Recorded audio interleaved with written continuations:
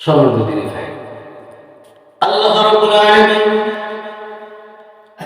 সূরা তাহার ভিতরে সুন্দর করে জানায় দিচ্ছেন, এত সুন্দর করে জানায় দিচ্ছেন মহান রব্বুল আলামিন মিনহা খালাকনাকুম ওয়া ফিহা নুঈদুকুম ওয়া মিনহা নুখরিজুকুম তারাতান উখরা। জোরে বলুন আল্লাহু আকবার। আল্লাহ রাব্বুল আলামিন বলেন, মিনহা হতে আমি আল্লাহ রাব্বুল আলামিন তোমাদেরকে সৃষ্টি করেছি। ভাবন থেকে আমি তোমাদেরকে মাটির নির্যাস থেকে তোমাদেরকে সৃষ্টি করেছি বান্দা। মিনহা খালাকনাকুম ওয়া ফিহা নুঈদুকুম, আবার তোমাদেরকে এই মাটির মধ্যে আসতে হবে। কোথায়? যে মাটি দিয়ে মহান রব্বুল আলামিন সৃষ্টি করলেন, এখন আসবে কোথায়? বলেন তো দেখি ভাই। মাটির মধ্যে কিন্তু আমরা আজকে জমির উপর আছি,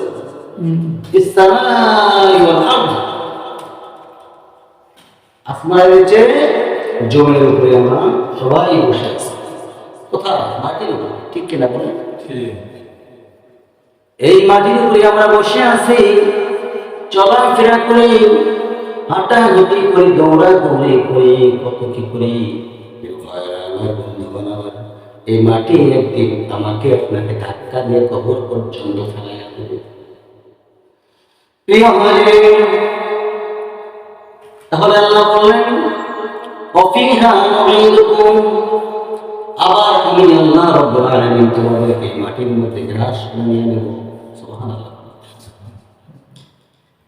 এই মাটির মধ্যে মহান রব্বুল কারীম আবার জেনেবেন, তারপরে বলতেছেন ওমিনহা নুখরিজুকুম তারাতান উখরা, আমি আল্লাহ রাব্বুল আলামিন তোমাদেরকে আবার পূর্ণাঙ্গ জীবিত করব। সেই দিনটা কোন দিন? সবাই আমার সঙ্গে পড়েন, আলহামদুলিল্লাহি রাব্বিল আলামিন আর রাহমানির রহিম মালিকি ইয়াউমিদ্দিন। জয় আল্লাহ।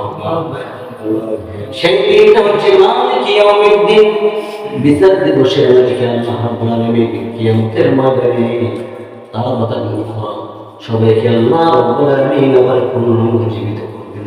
সুবহানাল্লাহ। আমার বন্ধুরা, আমার ভাইরা, দেখেন আল্লাহ রাব্বুল আলামিন আবার জীবিত করবেন।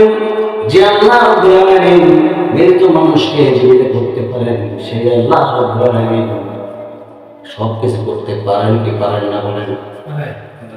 প্রিয় ভাইরা আমার, আদম আলাইহিস সালাম থেকে শুরু করে নিয়ে আমার নবী পর্যন্ত সমস্ত নবী রাসূলরা চলে গেছেন, কিন্তু একজন নবীর বিষয়ে আমার আল্লাহ রাব্বুল আলামিন এত ক্ষমতা দিয়েছিলেন, সেই নবীটা কিন্তু মরে নাই। এখন মরা না বুঝলেও মারা যায় না।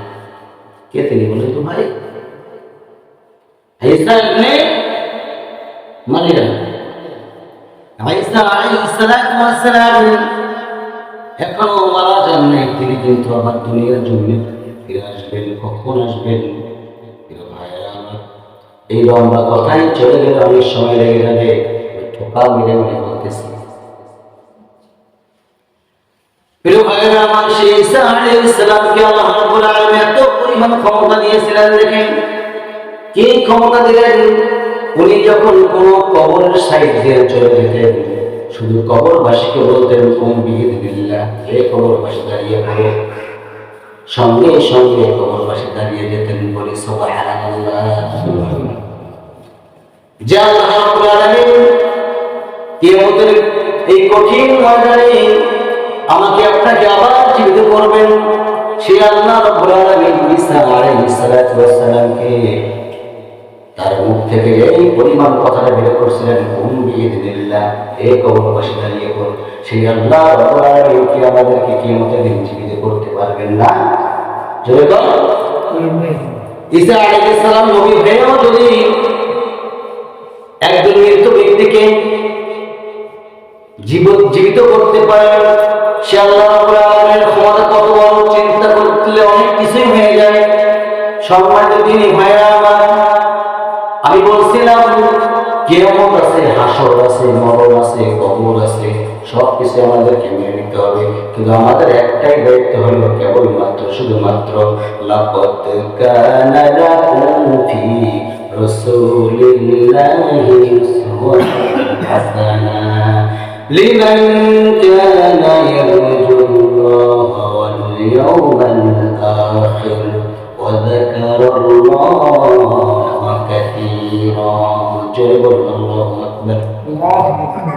আল্লাহ রাব্বুল আলামিন বলেন, তোমাদের মূল আদর্শ বাস্তব নমুনা হচ্ছে কেবলমাত্র আমি মুহাম্মদ রাসূলুল্লাহ সাল্লাল্লাহু আলাইহি ওয়াসাল্লামের মাঝে দিয়ে দিয়েছি। বলি সুবহানাল্লাহ।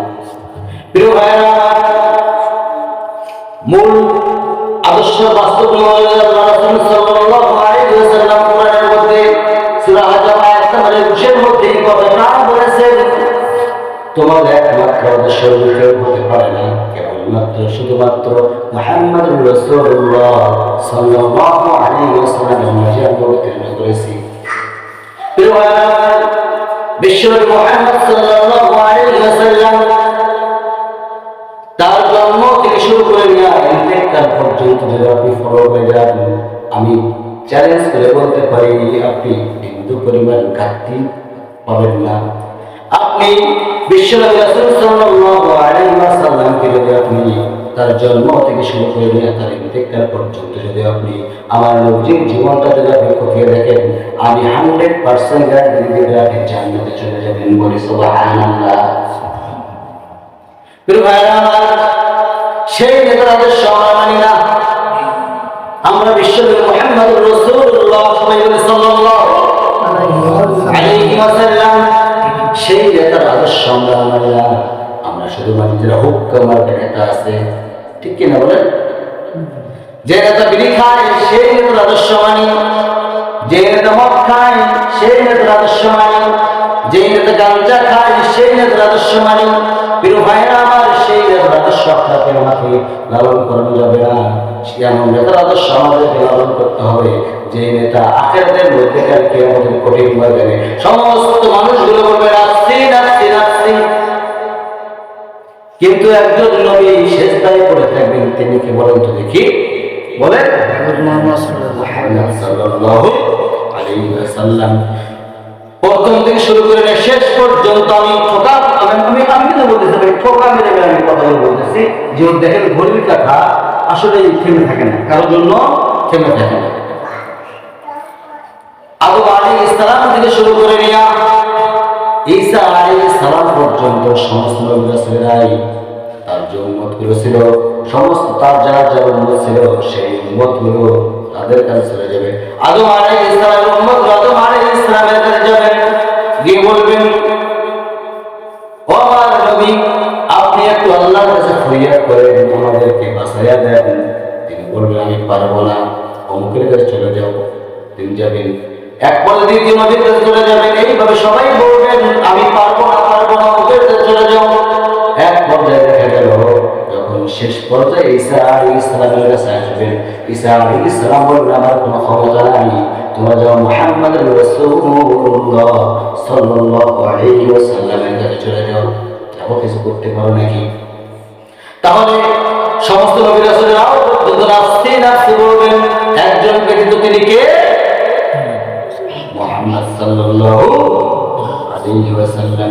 বিশ্বনবী মুহাম্মদুর রাসূলুল্লাহ সাল্লাল্লাহু আলাইহি ওয়াসাল্লাম তিনি সিজদায় পড়ে থাকবেন। সিজদায় পড়ে থাকা অবস্থায় তিনি মাথা উঠাবেন না। আমার নবীজি মাথা উঠাবেন না ততক্ষণ পর্যন্ত মাথা উঠাবেন না। জিবরাইল এসে বলবে, ইয়া রাসূলুল্লাহ, ইয়া হাবিবাল্লাহ, আপনি মাথা উঠায় নেন। আমার নবীজি বলবে, বলো ভাই জিবরাইল, আমার পক্ষে সম্ভব নয়। জিবরাইল আমিন বলবেন, ইয়া রাসূলুল্লাহ, কেন আপনি মাথা উঠাবেন না? আমার নবীজি বলবেন, ওরে ভাই জিবরাইল, এই জন্য আমি মাথা উঠাবো না। আমার উম্মতগুলো যদি জাহান্নামে চলে যায়, সেই উম্মতগুলোকে আমি রেখে আমার মৃত্যু নবী, আমি তো রাসূল, আমি তো এমন নবী, আমি তো দয়ার নবী, মায়ার নবী, কিভাবে আমি তাদেরকে রেখে আমি মাথাটা উঠাই? প্রিয় ভাইরা আমার নবী এই কথা বলবেন না, আমার মধ্যে একটা উম্মত ছাড়াও আমি জান্নাতে প্রবেশ করব না, মাথা উঠাবো না। এমন সময় আল্লাহর পক্ষ থেকে জিবরাইলকে বলা হবে, বলে জিবরাইল আমার হাবিবকে বলে দাও, যাও তার যে উম্মতগুলো আছে আর তার উম্মতগুলো যেন আমার হাবিব যেন তার উম্মতগুলোকে যেন বাছাই করে নিয়ে জান্নাতে প্রবেশ করে। বলি সুবহানাল্লাহ। এই অনুমতি যখন বিশ্বনবী মুহাম্মদ সাল্লাল্লাহু আলাইহি ওয়াসাল্লাম পেয়ে যাবেন, এই অনুমতি পাওয়ার সঙ্গে সঙ্গে আমার নবীজি মাথাটা উঠিয়ে নেবেন। মাথা ওঠানোর সঙ্গে সঙ্গে আমার নবীজিকে একদিন আয়েশা সিদ্দিকা রাদিয়াল্লাহু তাআলা বলতেছেন, ইয়া রাসূলুল্লাহ, ইয়া হাবিবাল্লাহ, কাল কিয়ামতের কঠিন ময়দানে হাজার হাজার লক্ষ লক্ষ কোটি কোটি মানুষের ভিতরে আপনি আপনার উম্মতগুলোকে কেমনে বাছাই করে নেবেন, কেমনে চিনে নেবেন? আমার নবীজি জবাবে বললেন, বলে এসে এমন কথা বলো না, কারণ এমন কথা বললে হয়তোবা তোমার দিকে একটু খারাপ হতে পারে।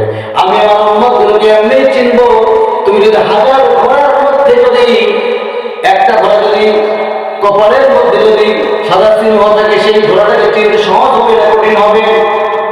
সহজ হয়ে যাবে। সঙ্গে সঙ্গে আমার নবীজি বললেন, আয়েশা, যদি সহজ হয়ে যায়, আমার উম্মতগুলোর চেহারা থাকবে এমন, তার চেহারার মধ্যে নূর চমকে থাকবে, আমি সেই চেহারার মধ্যে নূরটা দেখে দেখে আমার উম্মতগুলোকে আমি বাছাই করে নিয়ে নেব। সুবহানাল্লাহ বলেন না? সুবহানাল্লাহ। আমার বন্ধুগণ, আমার ভাইরা, আমার নবী মাথা উঠাবেন। এক পর্যায়ে একটা হাদিসে আসছে, কিতাবে আসছে, সমস্ত সাহাবায়ে কেরাম সবাইকে নিয়ে আমার নবী জান্নাত পর্যন্ত পৌঁছে যাবে, জান্নাতের দিকে চলে যাবে।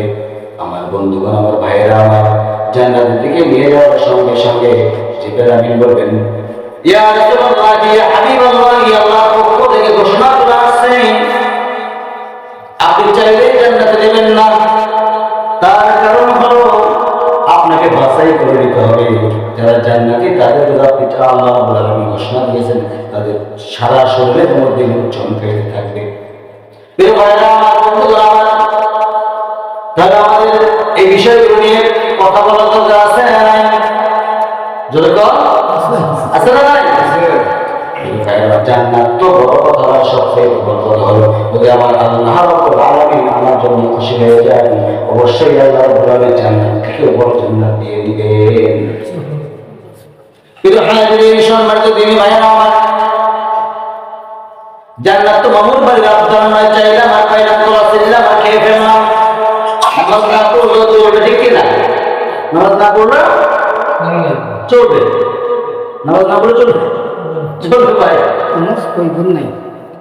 সর্বপ্রথম আপনি এখনই বলে যান, মরে যাওয়ার সঙ্গে সঙ্গে আপনাকে সর্বপ্রথম কবর যাওয়ার সঙ্গে সঙ্গে তিনটা প্রশ্ন করার পরে আপনাকেই প্রশ্ন করবে, নামাজ পড়ছো কি পড়ো নাই? কি ভাই, বললাম নাকি? আগে নামাজের হিসাব, নামাজ পড়ছো কি পড়ো নাই। কিন্তু ভাইরা আমার, বন্ধুগণ আমার, আল্লাহ রাব্বুল আলামিন বলেন, বান্দা, আমি যদি তোর প্রতি সন্তুষ্ট হয়ে যাই, তোর জন্য এমন জান্নাত আমি রেখে দিয়েছি যা কল্পনা করতে পারবি না।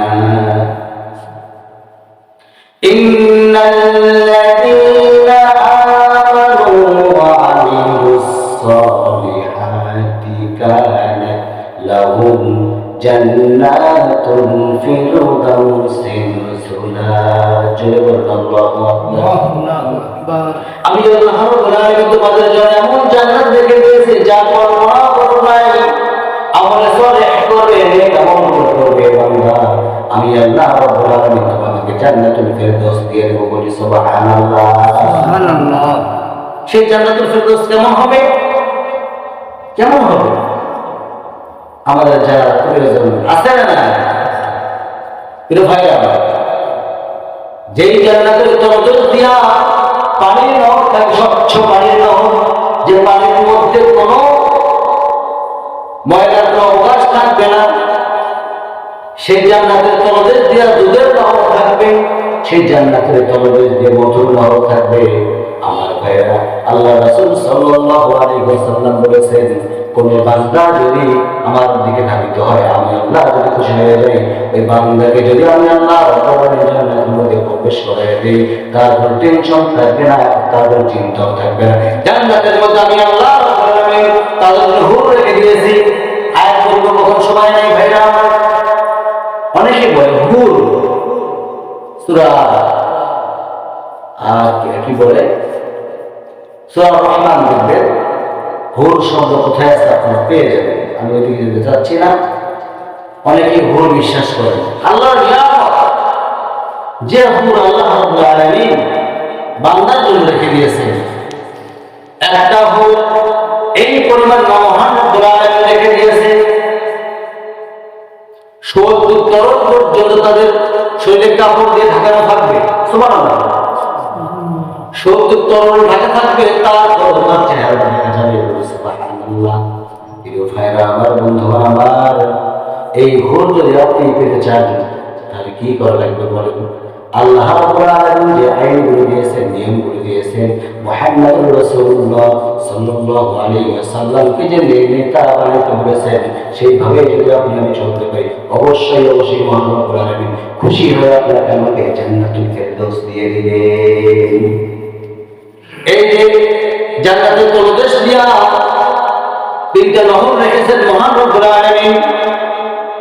ছোট কথা নয় কিন্তু, পানির নহর, শরাবের নহর, দুধের নহর, মধুর নহর।